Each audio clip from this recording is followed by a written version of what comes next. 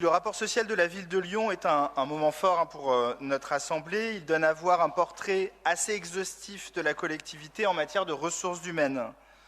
D'une certaine manière, un portrait de famille, un bilan à travers un grand nombre de statistiques. Alors l'enjeu n'est pas de revenir dans cette Assemblée sur les 200 pages du document, mais de présenter succinctement les transformations majeures qui sont intervenues en 2021 et aussi en 2022 pour vous partager aussi des données plus récentes, de manière à rassurer mon collègue David Kimmelfeld qui s'inquiétait pour nos agents en début de séance. Mes chers collègues, à travers l'adoption du pacte social, nous avons véritablement changé de paradigme. Il n'est plus question à la ville de Lyon de parler du coût des fonctionnaires, comme notre opposition, mais bien de leur valeur. La nuance lexicale, elle est essentielle. Les plaques tectoniques ont bougé, pour reprendre les mots de mon collègue Georges Kepenekian. Avec la création de 150 postes sur 2 ans, nous avons mis à niveau notre collectivité pour rendre les services publics du quotidien. Nous redonnons du souffle à notre administration. Et nous partageons cette ambition de service public avec notre jeunesse. Nous accueillons 65% d'apprentis en plus, 33% de stagiaires en plus, 20% de jobs d'été en plus. Nous créons aussi de nouveaux postes de service civique. Nous avons, cela a été dit, revalorisé les salaires des agents de près de 4 millions d'euros en année pleine, la même année que la revalorisation du point d'indice, pour mieux considérer le personnel et retrouver, c'est important, de l'attractivité. Nous réduisons du même coup les inégalités salariales entre femmes et hommes, avec une revalorisation forte des filières féminines, conformément au plan pour l'égalité professionnelle que vous avez bien voulu adopter au sein du conseil municipal. Nous avons créé également un dispositif de signalement, vous vous en rappelez, contre les violences, agissements sexistes et harcèlement. Nous avons aussi engagé des revalorisations par métier, avec un protocole d'accord ambitieux sur notre police municipale, avec aussi des conférences de salariés au sein des écoles et des crèches.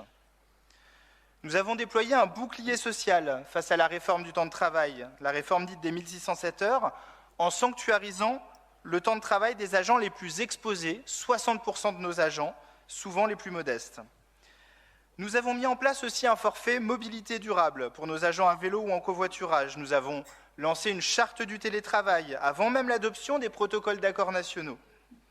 Nous avons intensifié l'effort pour l'accès des agents à un logement abordable, en délibérant ici dans l'Assemblée de nouveaux partenariats, convention avec Grand Lyon Habitat, convention avec CDC Habitat, partenariat avec l'Office foncier solidaire. Et puis, nous avons adopté une PPI avec plus de 50 millions d'euros dédiés aux locaux du personnel, en faisant de cette question, merci Sylvain Godinot, un élément central de notre futur schéma directeur immobilier. Et puis, merci Monsieur le Directeur Général des Services, nous travaillons à changer les pratiques, à remettre davantage de sens au travail avec le lancement d'un projet d'administration qui puisse redonner davantage d'autonomie aux équipes. Tout cela en 2 ans. Mes chers collègues, je profite pour vous dire qu'en 2023, cet effort, il ne faiblira pas. Après la revalorisation des salaires intervenue en 2022, j'ai annoncé aux représentants du personnel, cette semaine, notre intention d'accélérer le déroulé de carrière des agents de catégorie C, et donc, mécaniquement, leur salaire, à travers l'accroissement des ratios d'avancement de grade. Je vous soumettrai cette proposition, prenons rendez-vous au prochain conseil municipal. En 2023, nous augmenterons aussi de 10% les moyens alloués à la formation des agents. Nous remonterons le plafond du forfait mobilité durable. Nous allons déprécariser plus d'une centaine de postes dans les écoles. Nous adopterons aussi un plan de déplacement mobilité employeur.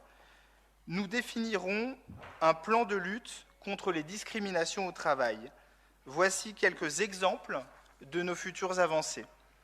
Alors, quand nos oppositions parlent de masse salariale dispendieuse, de démesure, pour reprendre le propos de mon collègue Yann Cuchera, nous pensons au contraire que nos agences sont notre première richesse. Nous sommes fiers de notre service public et nous nous mettons budgétairement à la hauteur de nos ambitions.